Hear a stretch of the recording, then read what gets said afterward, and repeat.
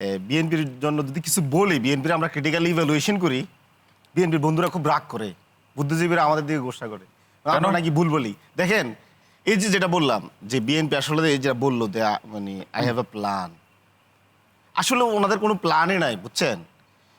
যে টিসিবি 2022 সাল থেকে 1 কোটি স্মার্ট ফ্যামিলি কার্ড দিচ্ছে, অলরেডি সে 70 লাখ এক্সিকিউশন করে ফেলছে, অথচ আপনি 26 সালে এসে বলতেছেন আমি নতুন টিসিবি দিচ্ছে না।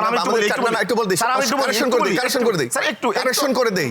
টিসিবি না, আমাদের 4টা মন্ত্রণালয় এটা এখন বাস্তবায়ন করছে। শুধু টিসিবি আমি বাণিজ্য মন্ত্রণালয় দিনে এটা ক্লিয়ার করতে বলেন। দেখেন ভুল না, যতটা ভুল হচ্ছে বলি, দেখেন এই হচ্ছে ওনাদের প্ল্যানের অবস্থা। দ্বিতীয়ত হচ্ছে আজকে তারেক রহমান সাহেব এক সমাবেশে বললেন যে বদর যুদ্ধ নেতৃত্ব দিয়েছেন আছে আশরাদুল্লাহ তাআলা।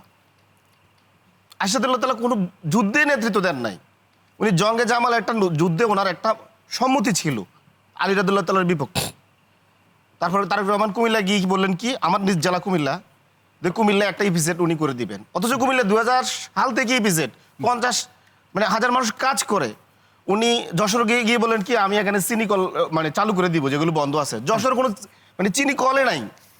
উনি কি ফরিদপুর গিয়ে বলেন কি, এখানে উনি মানে সয়াবিন চাষ করবেন, সয়াবিন কারখানা ইয়ে করবেন। মানে যশোরের সয়াবিনে হয় না, এখানে ভুট্টা হয়। মানে ওনার কোনো বাংলাদেশ সম্বন্ধে স্টাডি নাই, পার্টির কোনো মানে স্টাডি নাই, জাস্ট একটা ধাপ্পাবাজির জন্য একটা ফ্যামিলি কার্ড নিয়ে আসছে। এটাতে 22 সালে অলরেডি এক্সিকিউশন হয়ে গেছে, এরও জানা নাই। আর সারাক্ষণ অপোজিশনের উপরে বিষোদ্গার মিথ্যাচার, কে গুপ্ত, কে মুনাফিক, কে শিরকি করতেছে, এই করতেছে। গুপ্ত বলে বলে নিজের দলের নেতা কর্মীদেরকে এখন হত্যাযোগ্য করে ফেলছে। এই দলের নেতারা 234 জন সহিংসতা এবং মব করে খুন, নিজেদেরকে খুন করেছে। এবং এই দল বাংলাদেশের সহিংসতার 91% কোথায় জানতে চাই, হেলেনা আপা জানতে চাই। আপনার 234 টিআইবি রিপোর্ট আমি বলছি, আমি দায় নিয়ে বলছি, টিআইবি রিপোর্ট আপনি দেখেন। না আমি দায় নিয়ে বলতেছি আপা, টিআইবি রিপোর্ট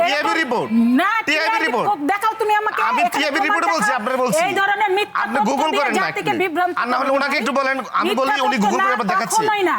এটা একদম আচ্ছা আমি একটু বলি, শুনেন না আপনি, শুনেন না টিআইবি আরো কি বলছে। 234 জন বিএনপি সহিংসতা এবং মব করে দলীয় নেতাকর্মী অন্তর্গোন্দল খুলে হয়েছে, তারা চাঁদাবাজি, চিন্তায় রাহাজানি কারণে করেছে। আর পুরো সহিংসতা এবং মব বিএনপি বাংলাদেশে যত সহিংসতা মব হয়েছে এর 91% তাই হচ্ছে বিএনপি।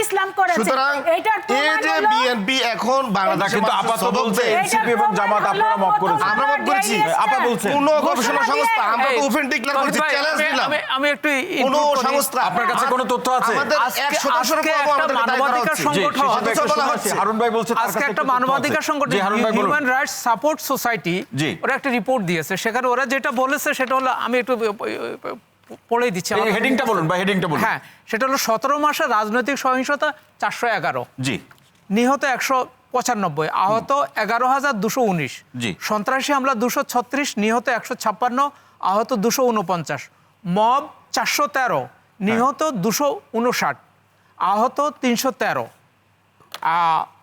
এর উল্লেখযোগ্য ঘটনাগুলো হলো যেটা ওরা ইয়ে করছে, যে দেশে আইন শৃঙ্খলা পরিস্থিতি ভালো, তাদের কারণে এগুলো ঘটলো সেটা বলুন। হ্যাঁ, এখন সেটা নিয়ে আলোচনা হচ্ছে, তথ্যটা দিয়ে আমি যেটা বললাম, স্যার যেটা বলতে, ভাই যেটা বলতে পারতেছেন না, এটা আমি বলে দিই, এটা বিএনপি ঘটাইছে। এবং বিএনপি তো ঘটাইছে, আর প্রমাণ হচ্ছে আপনি দেখবেন না জামাতের অন্তর্গতলে বিএনপি ঘটিয়েছে না, বিএনপি মব করছে, প্রত্যেক জায়গায় মব করছে, বিএনপি মব করছে, বিএনপি মব করছে, আপনি স্বীকার করেন না, কারণ বিএনপি মব করছে। আপনার এনসিপি দলীয় কোন্দলে একজন খুন হয় নাই, জামাত ইসলাম দলীয় কোন্দলে একজন খুন হয় নাই, এনসিপি এবং জামাত, আপনাদের দলীয় কোন্দলে 234 জন খুন হয়েছে এবং সহিংসতা মব করে হয়েছে। এই জন্য এনসিপি নামে এই দলটি নিশ্চিত হয়ে যাচ্ছে। এখন জামাতের আগে তো ছিল এক জায়গায়, এখন জামাতের আপনি যদি এখন বলে কিন্তু শিশির ভাই যেটা